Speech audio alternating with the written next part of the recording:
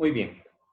Tengan nuevamente buenos días, buenas tardes, buenas noches, dependiendo la hora que estén viendo este video, ¿verdad? Espero que estén cómodos después quizás de una jornada dura de trabajo, listos para continuar con nuestro tema de nulidades e inexistencia en materia civil y mercantil.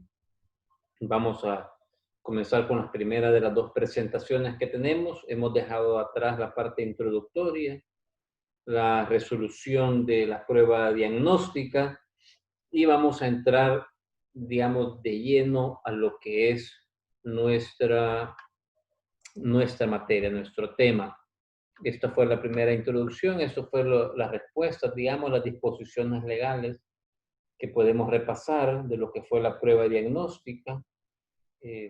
Con los vicios del consentimiento, los requisitos de existencia y validez, cómo se perfeccionan los contratos, cómo se perfecciona la tradición, la inscripción, luego una pequeña distinción de nulidad e inexistencia e inoponibilidad, lo cual veremos muy ampliamente a lo largo de este módulo.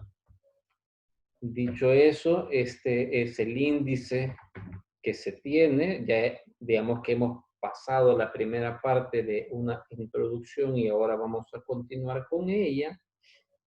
Vamos a ver cuáles son los objetivos de este módulo. Vamos a ver por qué se vuelve complejo este tema de las nulidades, por qué es un tema que, digamos, requiere de mucho análisis, de mucho estudio y no se puede tomar a la ligera. Y quizás veremos al final un criterio propio, tendremos más bien nuestro propio criterio según cada caso concreto que vayamos viendo y vamos a tratar de determinar si ese criterio está apegado a la jurisprudencia, a la ley, a la doctrina. Vamos a decir que es algún tema del que todos queremos aportar algo, como decía en una de los videos anteriores, siempre oímos abogados, jueces, colegas, profesores, que tal contrato es nulo, hay que pedir la nulidad, etcétera, pero en pocas ocasiones logramos encontrar fundamentos sólidos, ¿verdad? Entonces es un tema que muchos hablamos y que por eso debemos especializarnos. Conlleva mucho estudio. El tema de las nulidades creo que sería uno de los temas donde debo hacer un repaso de muchas instituciones del derecho civil. No lo puedo ver aisladamente. Digamos, casi todos los temas en el derecho civil son así. Pero a diferencia veo las servidumbres y me enfoco en el tema de servidumbres. Veo un contrato determinado y me enfoco en ese contrato determinado. Veo la tradición. Pero cuando veo este tema en particular de las nulidades, tengo que saber que voy a ir a hacer un repaso donde voy a profundizar en otros temas para así lograr llegar a una comprensión más adecuada de este tema. Por ejemplo, veamos, tengo que volver a repasar bien la tradición, los 4 requisitos de tradición: tradente, adquirente, título traslaticio y entrega de la cosa. Pero esa es la tradición general. De ahí tengo que volver a ver las tradiciones especiales: tradición de bienes raíces, tradición de hipoteca, tradición de herencia, tradición de legado, tradición de servidumbres. Y de ahí ese tema me va a llevar a la inscripción, a los efectos de la inscripción registral de la tradición, y es donde está todo este capítulo del registro en el Código Civil. Luego tenemos que, importantísimo, saber repasar, distinguir cuáles son los efectos de un contrato, de los contratos que nos presentan todos los días en los tribunales. A demanda B, su incumplimiento, su cumplimiento, la resolución, la nulidad de la rescisión, etc. Tengo que distinguir bien cuáles son los efectos, desde cuándo comienzan los efectos de ese contrato, pero sobre todo qué efectos tiene el contrato para las partes y qué efectos tiene el contrato respecto de terceros. Son dos figuras, son dos mundos totalmente distintos.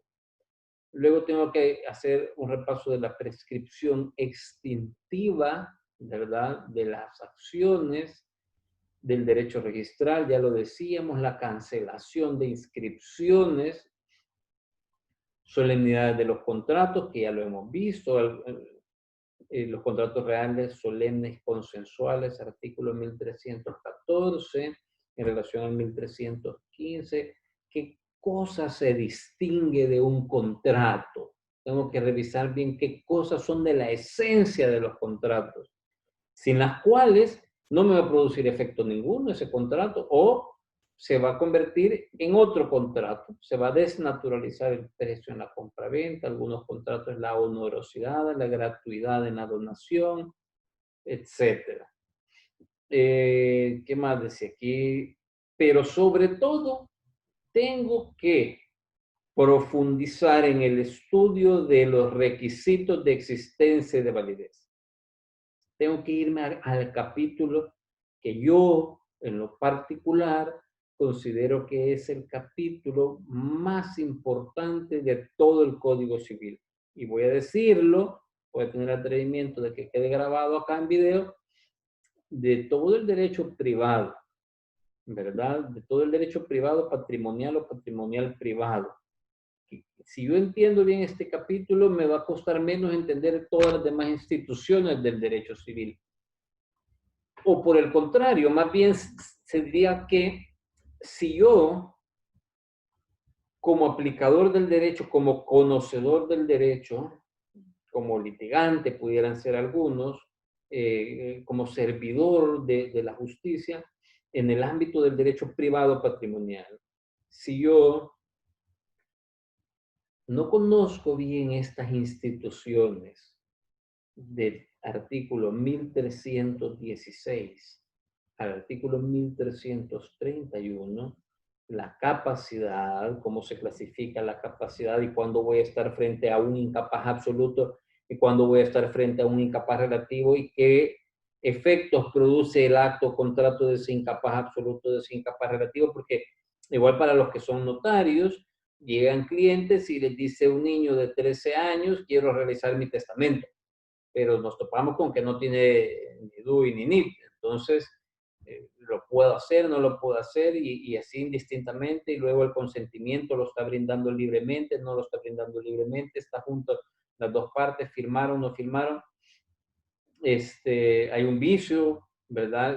¿Será que lo están obligando? ¿Será que la esposa realmente no lo quiere realizar y el esposo lo está obligando? ¿Se percibe esa obligación, esa fuerza? ¿Será esa fuerza tal que realmente le da un temor grave que la obliga a realizar un acto que esa persona no quiere realizar? ¿Se equivocó de alguna manera y no está obligada, sino que hubo un error tal que puede llegar a viciar ese contrato en la compra de un objeto determinado? Ese objeto estaba prohibido por la ley, era algo que la ley no prohibía, y aquí tengo que distinguir bien qué es el objeto del contrato, cuál es el objeto de la obligación y cuál es el objeto de la pretensión, qué es lo que se hace, se tiene que dar o dejar de hacer. Entonces, parece teórico, pero todos los temas son algo teóricos. O sea, no puedo entender yo la nulidad a base de puros casos prácticos. Este módulo le voy a dar 20 casos prácticos, vamos a leer 30 sentencias y voy a salir experto en nulidad. Te va a salir un caso 31 y no lo vimos. Y entonces no me sirvieron de nada los 30 casos anteriores, quizás. Por el contrario, si yo refuerzo lo que en algún momento se me enseñó en la facultad, pero por la edad, la inmadurez, la falta de conocimientos y de experiencia práctica, no logré entender, pero si yo refuerzo ahora eso con toda mi experiencia práctica que tengo, pues voy a hacer esa unión de conocimiento, sí me va a ser más fácil. Y cuando tenga el caso 31, que no me dieron en el módulo, pues no pasa nada, porque yo ya conozco mejor la institución, las bases, los fundamentos de esta institución. ¿Por qué? Porque hizo un repaso de estas otras instituciones. Acá, momento perfecto para poner pausa al video si quieren y decir, no, este video, este no lo voy a ver. Voy a ver cuando empiece a hablar de nulidades porque yo soy profesor de Derecho Civil, por ejemplo. O sea, yo fui hace 10 años. Usted que me está viendo es profesor de Derecho Civil, escribe mucho sobre Derecho Civil y conoce todas las instituciones. Entonces, no voy a perder mi tiempo, dirá usted, viendo este video, cuando lo que va a hacer aquí es un repaso de otras instituciones. Y a mí lo que me interesa es ir al grano sobre 2 casos particulares de nulidad que tengo en el juzgado. No me interesa hacer un repaso de Derecho Civil ahorita, ni una clase gratis de Derecho Civil que me va a hacer un repaso de todo el código. Yo ya entiendo todo eso y solo quiero ver si va a explicar 2 casos concretos de nulidad. Entonces, sí, haga pausa porque precisamente vamos a irnos a instituciones propias del derecho civil. Es como que voy a hacer un repaso de los 5 años de la carrera, de todos los módulos que deberían de ser unos 10 en lugar de 3, y lo voy a hacer en 15 o 20 minutos, ¿verdad? El que ya no lo considere muy necesario, como les digo, se salta en este video y nos vamos directamente al siguiente, que ya vamos a entrar en materia de nulidades. Objetivos del módulo. Primero, repaso de diversas instituciones, que es lo que voy a hacer ahorita del derecho civil, porque yo las considero necesarias, de verdad. No es porque se me crea un profesor, no, yo entiendo que todos tenemos competencias, que son muy capaces, pero me he topado en módulos anteriores donde lo que veo que falla es precisamente o que da un vacío, no se entendió bien una institución, la tradición, por ejemplo, los contratos solemnes, los efectos de los contratos, ahí hay una debilidad o la inscripción registral o parte notarial, legal 32, 33 de la ley del notariado no lo recordamos bien o no lo interpretamos bien, entonces nos está costando. Entonces, por eso necesitamos hacer un repaso para entender las nulidades. Luego, objetivo, cambiar la realidad práctica, tanto notarial y judicial, porque este módulo no solo se da a jueces, sino que también a abogados en el libre ejercicio e incluso registradores, respecto a los contratos válidos y nulos. Al final eso es lo que es el objetivo de este módulo. Tengo que estar más seguro de que cuando yo estoy frente a un contrato como juez o como abogado, sé claramente este contrato llena todos los requisitos para su validez. O este contrato no lo llena y estoy frente a una causal de nulidad, pero la nulidad es relativa. Entonces yo sé si puedo o no la puedo declarar de oficio, ¿verdad? Porque el módulo me ayudó a ver, entonces, y sé a qué disposición legal ir y además tengo la jurisprudencia de si puedo o no declarar de oficio ese tipo de nulidad, cuál sí, cuál no, en cuánto tiempo queda saneada, etcétera, etcétera. Eso es lo que queremos. Objetivo 2 y objetivo 3, intentaremos, lo cual este objetivo lo escribí al inicio cuando se hizo este módulo sin haberlo impartido absolutamente a nadie, y me queda claro que este es el objetivo que menos se va a conseguir. Unificar criterios es completamente imposible. Voy a dejar ya sentado que en los 2 temas que se ven más en la práctica de nulidades, en casos jurisprudenciales o de casos prácticos que los jueces tenemos más seguido de nulidades, son 2, que es el de la falta de consentimiento, alguien que no firma, que aquí los penalistas lo van a confundir, pero así es, con la falsedad material, lo cual conlleva también a un ilícito penal.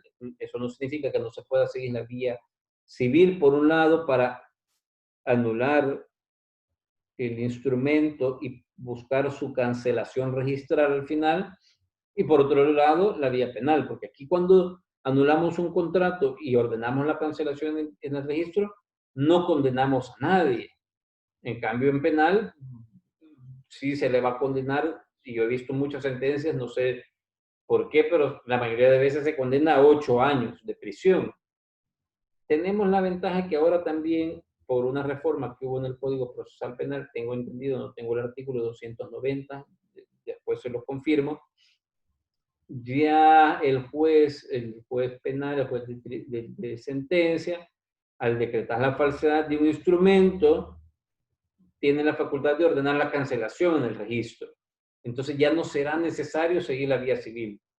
Antes se seguían ambas vías. Por un lado, la vía penal para castigar a la persona, ¿verdad? Porque el afectado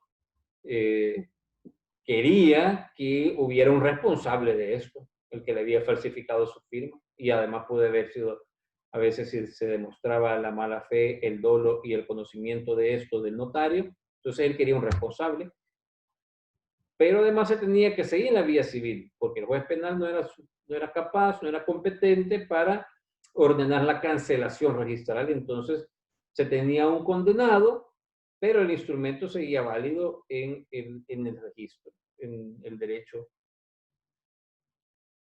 Y entonces se tenía que seguir la vía civil para que el juez civil dictara la sentencia, anulara el instrumento y ordenara la cancelación. Pero muchas veces, y esto me pasó en mis años de abogado en el ejercicio libre, antes de ser juez fui abogado en el ejercicio libre por casi 10 años, que el afectado no quería seguir la vía penal porque era un familiar el que le había falsificado, el que le había hecho un instrumento donde él había parecido como que él daba su consentimiento y no lo daba.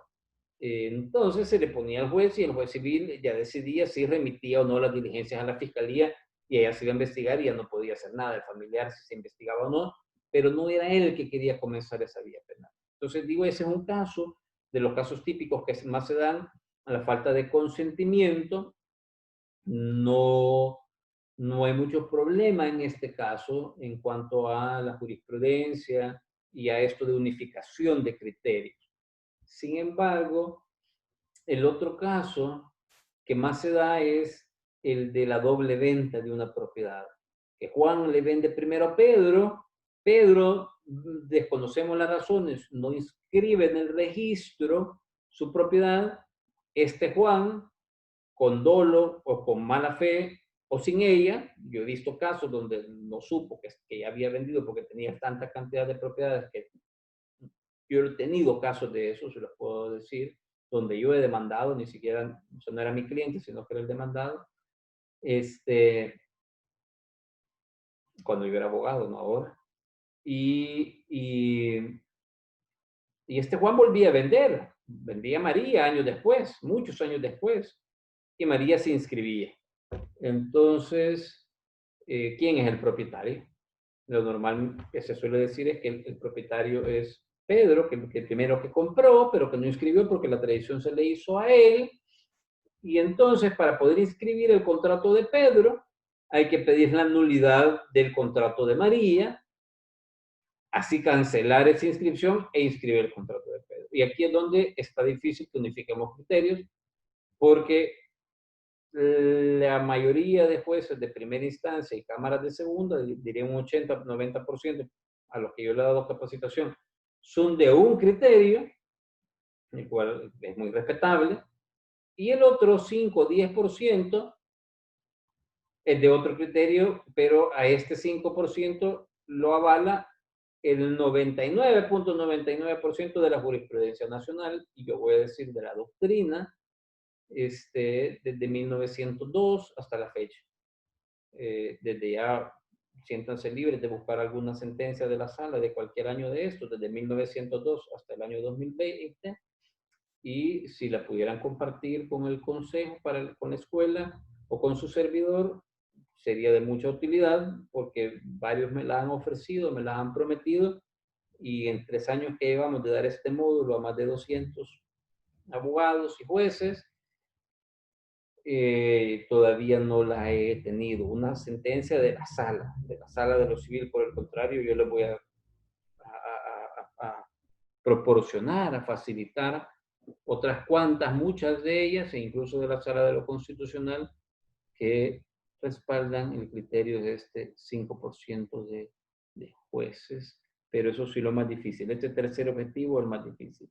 Pasemos entonces a objetivo número 1, repaso de algunas instituciones. Profesores de Derecho Civil, aquí es el momento que usted puede decir, yo llevo 20 años de dar clases de Derecho Civil, me puedo todas las instituciones, dejo de ver este video y me voy a pasar al otro. Los que no son profesores de Derecho Civil y no recuerdan tanto, pues este es el momento preciso para continuar en esto. Veamos, preámbulo. Instituciones que yo creo que debemos repasar antes de entrar a nulidad, porque nulidad ya es un modo de extinguir, ya es al final, ya es como la prescripción extintiva, es al final. Yo tengo que haber repasado muchas instituciones para poder entender esto. Yo digo que hay tres instituciones básicas del derecho civil que yo debo reconocer, entender bien, y son el patrimonio, los derechos reales y personales, que de alguna manera todo el derecho civil solo se divide en este segundo tema, en derechos reales y personales, y el acto o negocio jurídico dentro del cual tenemos los contratos, ¿verdad? La responsabilidad contractual, la responsabilidad extracontractual, están de moda en los últimos 20 años. ¿Y por qué el primer tema, el patrimonio? Porque el derecho se puede decir que se divide en patrimonial y extrapatrimonial, público y privado también, si queremos, nacional o internacional. Y dentro del privado es donde tenemos el patrimonial y extrapatrimonial.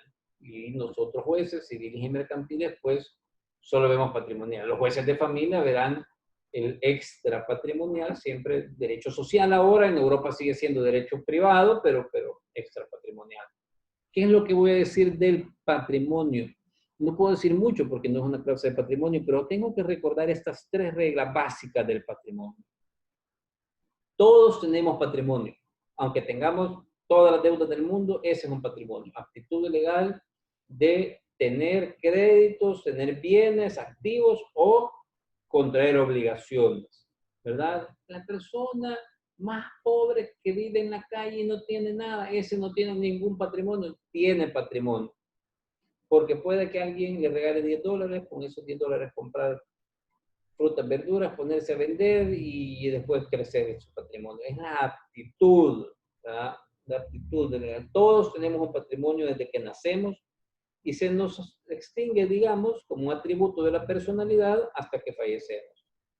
Y por lo tanto, toda persona solamente va a tener un patrimonio, no tenemos dos ni tres, aunque ese patrimonio sea muy extenso, rico, solo tenemos un patrimonio, porque es el conjunto, ¿verdad? Es un conjunto de todos nuestros bienes, derechos y obligaciones. Y por último, el patrimonio es inalienable dentro de la vida del titular. No lo podemos enajenar, vender, donar, pasar, pero sí es transmisible por causa de muerte. Y al final, en la herencia, si hubiera un módulo de herencia, diríamos que a la herencia, a la diligencia de aceptación de herencia, eso es lo que le interesa, que no haya un patrimonio sin dueño. Por eso es que la declaratoria se retrotrae al momento de la delación o la aceptación, y la aceptación al momento de la delación, que es el llamamiento que la ley hace a alguien, a los herederos, a las personas con derecho o con vocación sucesoria, para que vengan a aceptar esos bienes, esa masa patrimonial, porque al derecho no le interesa que haya un patrimonio sin dueño. ¿Por qué? Porque pueda tener acreedores o deudores. Realmente, si lo vemos muy simplistamente en la teoría del derecho romano, al derecho lo que interesa es que haya siempre un titular sobre ese patrimonio para que pueda responder por él. Y por tanto, la delación se vuelve a retrotraer hasta el momento de la apertura de la sucesión. Y la apertura de la sucesión se da al momento del fallecer de la persona. Entonces, por una ficción legal, este patrimonio nunca dejó de tener un titular. Desde que fallece este hasta que se le declara, todo ese momento no quedó sin titular, ¿verdad? Todo se va retrotrayendo porque al derecho no le interesa, nunca puede ver un patrimonio sin ningún titular, y por eso es, pasados 15 días, si nadie llega a probar, dice el 1200, 1162, 1163, el juez de oficio va a nombrar un curador de la herencia yacente. Nunca lo hacemos, pero en principio eso es lo que se debería de hacer porque nos interesa eso. Esto es bien importante porque aquí vamos a entender entonces que la herencia, como es un derecho real distinto al dominio, y aquí lo vemos en este tema sumamente importante, derechos reales y personales. Aquí distinguimos 7 derechos reales, no hay más, están enumerados taxativamente en el artículo 5, 6, 7. Tenemos dominio, herencia, usufructo, uso, habitación, servidumbre, hipoteca y prenda. Entonces, el dominio es distinta a la herencia. Mientras esta persona ha fallecido, yo tengo el derecho real de herencia como heredero. Una vez he sido declarado, aunque no haya inscrito mi derecho, ya no puedo decir que es un derecho real de herencia. Ya entró en mi dominio, ya se confundió.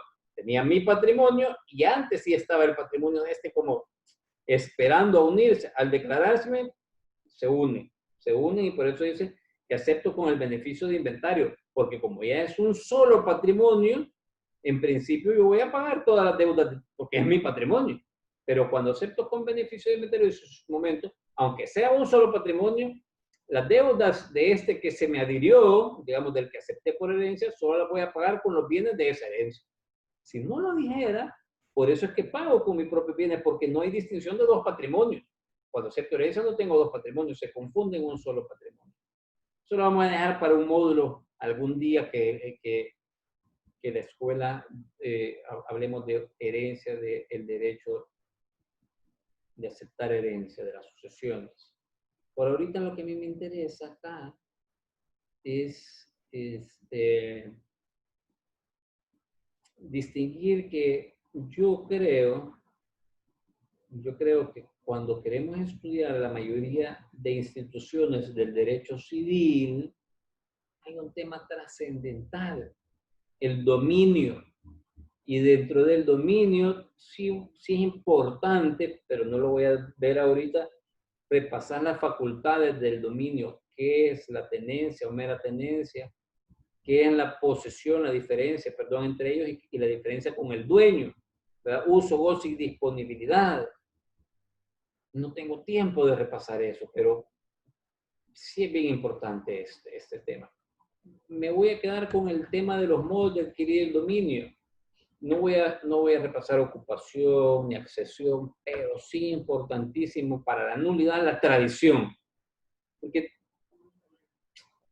luego creemos, cada abogado entiende cada institución del derecho a su manera.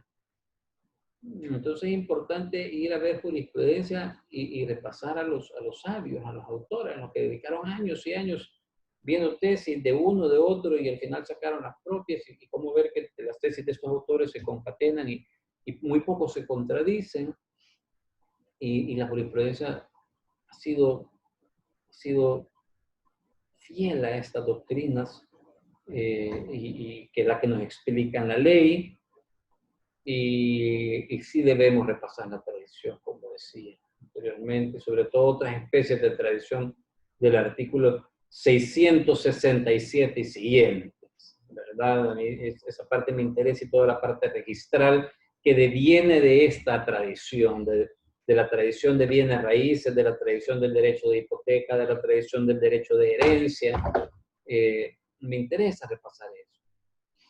Y por supuesto la prescripción adquisitiva, denominada también en la doctrina como usucapión. No vamos a ver usucapión ahora, pero sí, no voy a ver herencia, usufructo, uso, habitación, servidumbre, sí, hipoteca. Vamos a decir algo importante, la hipoteca, como muchos sabrán, además de que es un derecho real, también es un contrato, ¿verdad? Igual que la prenda. Entonces, por eso no se estudian en el libro segundo del Código Civil, donde se estudian todos los derechos reales, sino que lo vamos a estudiar hasta en el libro cuarto del Código Civil, donde se estudian los derechos personales. Veamos, y tal vez simplificándolo, porque yo sé que algunos tenemos años dando a repasar esto. Voy a simplificar. Código Civil, 4 libros. Libro primero, personas. ¿Por qué? Porque antes de entrar al tema del patrimonio, el Código dice, quiero explicar, acordémonos que antes no existía el derecho constitucional tampoco, pero quiero explicar que para mí lo más importante es el sujeto del derecho y el objeto al mismo tiempo del derecho, que es el hombre, que es la persona humana, y me interesa ver desde cuándo existe, cuándo se muere, cuáles son sus atributos, facultades, domicilio, nacionalidad, patrimonio, etcétera. Y que hay personas jurídicas también, y qué pasa si esos no existen, y qué pasa si tienen un curador que lo represente, un curador de la herencia, un curador de bienes, un curador ad litem. Todo eso es lo que vemos en el libro primero, pero vemos a la persona. Luego, cuando se ha visto que el sujeto principal del derecho es esta persona,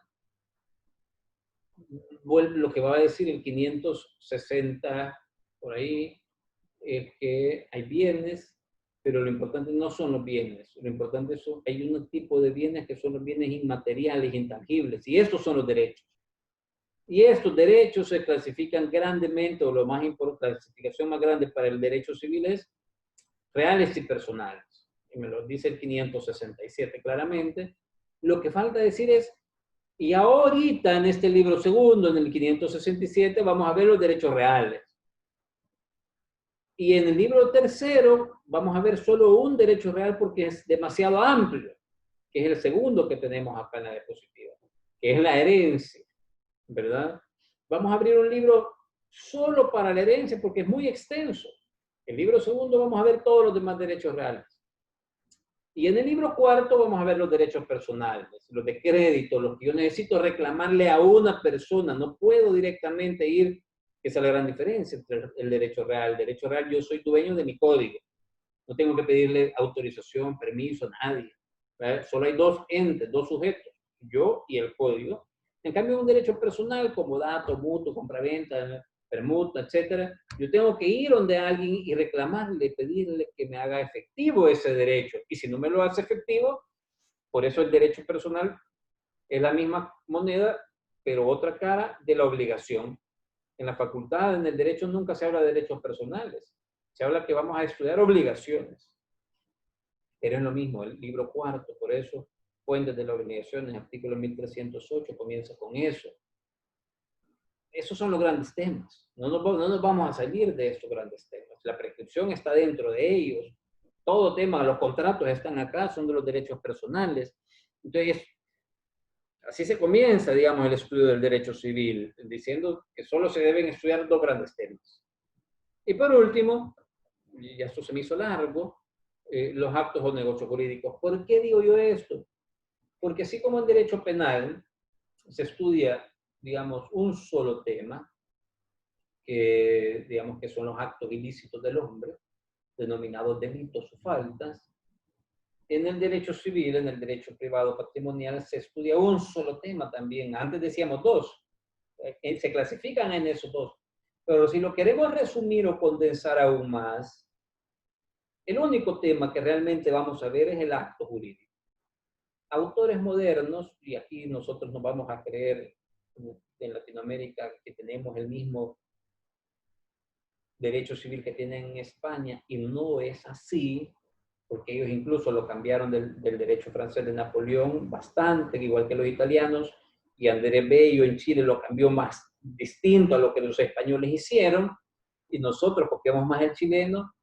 Entonces, a mí no me gusta mucho hablar para nosotros de la teoría del negocio jurídico, pero respeto que la mayoría de doctrina salvadoreña moderna lo haga, o profesores de derecho civil lo hacen, pero lo que pasa es que se retoma don Federico de Castro, que se puede decir que es el padre del derecho civil moderno en España, lo retoma de una teoría alemana, que siempre son los que van más avanzados en esto, y el derecho español sí cambia todo, digamos, sí reforma un poco todo en torno al negocio jurídico. Nosotros no, nosotros tenemos un código de 1860, de hace 160 años aproximadamente. Entonces estas teorías del negocio jurídico no habían llegado, no ha impregnado nuestro código. Si puedo decir que tal vez el código argentino, que del Código Civil y Comercial de la Nación Argentina, que es de los más modernos a nivel mundial, pero nosotros poco. Pero lo dejo porque se va a leer mucho del negocio jurídico. Lo dejo. Lo que tenemos son actos jurídicos, actos del hombre voluntarios, que los actos no hechos jurídicos, no, son actos jurídicos, actos que la persona libre y voluntariamente realiza, y que esos actos van a producir un efecto en el mundo del derecho. Así lo vamos a ver. Eso es De eso trata el derecho civil, de actos jurídicos, de estos actos voluntarios del hombre. Y pueden ser unilaterales o bilaterales. Entre los unilaterales, donación revocable, testamento, reconocimiento voluntario de un hijo, aunque sea extrapatrimonial, pero actos jurídicos siempre, igual en el derecho extrapatrimonial. El matrimonio es un acto jurídico, ¿verdad? No es un contrato, pero sí es un acto jurídico. Sí es bilateral también. Entonces, por eso el término es mucho más amplio. Todos los actos jurídicos lícitos, permitidos por la ley a diferencia de los delitos. Muy simplista quizás, pero en el derecho penal ven actos ilícitos, actos jurídicos ilícitos del hombre, realizados con dolo o con culpa, y en el derecho civil se ven actos jurídicos lícitos del hombre, realizados con, incluso, dolo o culpa también, si nos vamos a los delitos, cuasi delitos, falta la responsabilidad extracontractual, y si no, si son lícitos, son actos jurídicos llanos, simples, válidos.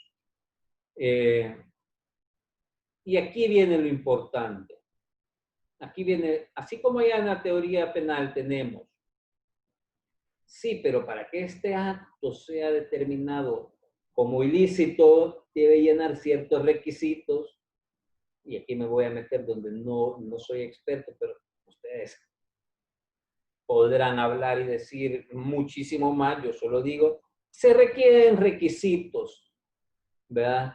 Cierto tipo, tipicidad, antijuricidad, y algunos decían pena de un solo, según la teoría, otros decían reprochabilidad, culpabilidad, pero más o menos, si no hay tipicidad, no hay, ¿verdad? Hay excluyentes de responsabilidad, etcétera, etcétera. Pues lo mismo pasa acá. Y así como ya era tan importante estudiar la teoría general del delito, aquí es importantísimo estudiar la teoría general del acto jurídico. Si no, no llego a las nulidades. Es imposible, no llego a las nulidades. La teoría general del acto jurídico me dice que para que el acto jurídico se considere válido, debo tener 4 requisitos mínimos. Eso dice el 1316. Todo acto jurídico debe ser realizado por personas capaces, libre consentimiento, sobre un objeto lícito y con causa lícita. Y para que existan, además, se requieren unas solemnidades si la ley así ya lo ha establecido. Si no se llenan esas solemnidades, ese contrato, ese acto jurídico, no tenemos nada que hacer, nada que verlo en los juzgados. Tenemos que ser capaces de saber a esto le falta capacidad. Aquí hay el objeto ilícito, está prohibido por la ley, una ley especial que prohíbe la venta de maderas de manglares de la bahía de Jiquilisco. No sé, se me ocurrió o la enajenación de bienes que están embargados produce objeto ilícito 1335, cuya propiedad se litiga, si bien es cierto, no hay una actuación preventiva, ya la ley ya lo dice, que la venta, hay objeto ilícito en la enajenación de propiedades cuyo objeto se litiga, como pudiera ser una acción reivindicatoria, por decir algo. Debo ser capaz. La causa no, porque la causa, ya lo veremos, nunca la vamos a poder demostrar. Va a ser casi imposible, menos que las películas de Hollywood. Tengo una grabación donde yo mismo dije, mi causa va a ser solo hacer un daño para un delito y etcétera, y por eso voy a contratar, y entonces aquí está la grabación donde usted lo dijo antes. De lo contrario, un testigo no va a poder saber cuál era la intención de una persona por la cual contrató, algo muy intrínseco en la persona. Por eso es que es bien difícil de hablar de que se va a demostrar la invalidez de un contrato por causa ilícita. Esto es el repaso, señores. Teoría general de las obligaciones. Deberíamos de, como tercer punto, quizás dentro del acto de negocio jurídico, cuando se estudia obligaciones y contratos, esto es lo que se estudia. Y no voy a explicar esto porque son años de clases, pero ¿qué es teoría general de las obligaciones? Para entender las nulidades, tendría que repasar otra vez fuentes de las obligaciones, requisitos de existencia y validez, voy en orden al código, pero así se debió haber estudiado en el módulo anterior, quizás, que me gusta mucho, que es el del acto jurídico propiamente. La clasificación de estas obligaciones, una clasificación importante, no recuerdo ahorita, puede ser solidarias, divisibles, fianzas, no, naturales y civiles tal vez. Ya, condición, plazo y modo, importantísimo. Condición, plazo y modo, importantísimo, una de las clasificaciones de obligaciones. que me va a servir en un momento determinado para las nulidades. Efecto de las obligaciones y de los contratos es el más importante porque aquí me va a llevar a la teoría de la inoponibilidad. Aquí es donde de verdad a mí me cuesta, perdón que sea tan honesto y sincero, pero con esto que tal vez hago menos aburrido estos videos también. A mí me cuesta porque creemos que podemos ser expertos en nulidades o en X, tradición, inscripciones registradas, tercerías de dominio en los juicios. Sí, pero explícame la teoría de la inoponibilidad. No, ve que ella te está yendo otras cosas que no bien, no se puede. No puedo ser experto en un solo tema de derecho civil y desconocer los otros. No, yo no sé, no, es imposible. No puedo desconocer la teoría de la inoponibilidad y ser experto en nulidades. La necesito. Necesito volver a eso. Es el tema más importante en este tema de nulidades, quizás la teoría de la inoponibilidad. Luego los modos de extinguir obligaciones, obviamente, porque la nulidad es un propio modo y la prescripción extintiva también, y aquí lo vamos a ver otra vez, cuando veamos el 1553 y la prueba de las obligaciones no lo necesito ahorita porque hay una forma nueva de probar según el Código Procesal Civil. Me quedo hasta acá,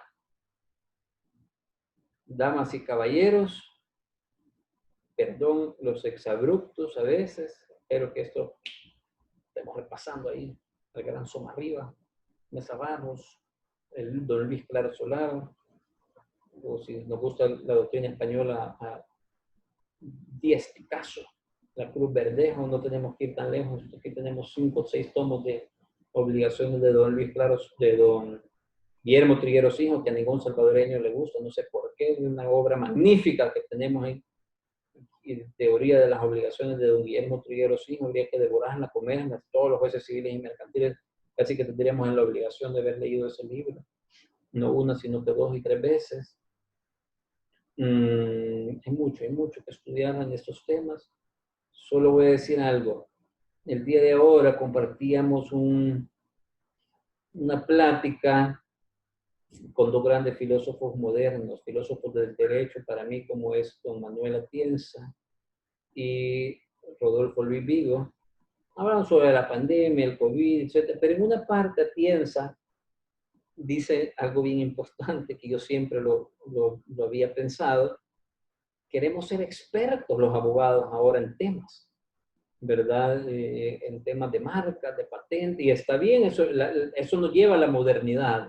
La globalización nos lleva a ser expertos, pero dice, hemos olvidado las bases del derecho, las bases nos queremos dedicar a ser abogados corporativos, voy a decirlo, pero no tengo idea de las obligaciones del patrimonio, etcétera. Entonces, Manuel Atienza decía, no, las facultades deben de cambiar nuevamente, ir a las bases.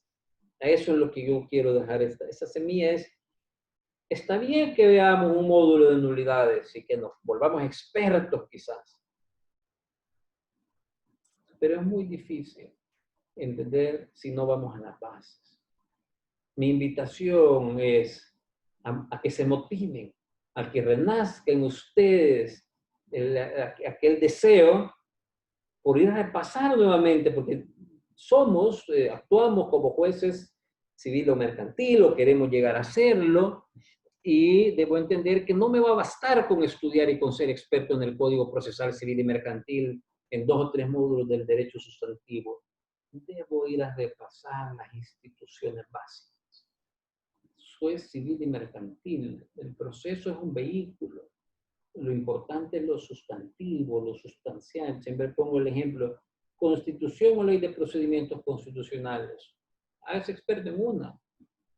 ¿Qué igual elige? Las 2, obviamente, pero será más importante ser experto en Ley de Procedimientos Constitucionales que en la Constitución y dentro de la Constitución parte dogmática o parte orgánica. ¿Qué tanto manejo la parte dogmática? Derechos fundamentales. Lo mismo pasa en el derecho civil. Creo que hasta ahí me quedo, perdón, que he abusado, no intento ponerlos en aprietos, ni mucho menos, solo de dejar la semillita, escríbanme, intercambiemos doctrina, veamos libros, hay mucho que leer, hay mucho que estudiar y nos vemos en el siguiente video ya súper de lleno en fundamentos legales y jurisprudenciales, ¿verdad? De la nulidad, artículo 1551 y sobre todo 1552. Nos vemos en el siguiente video.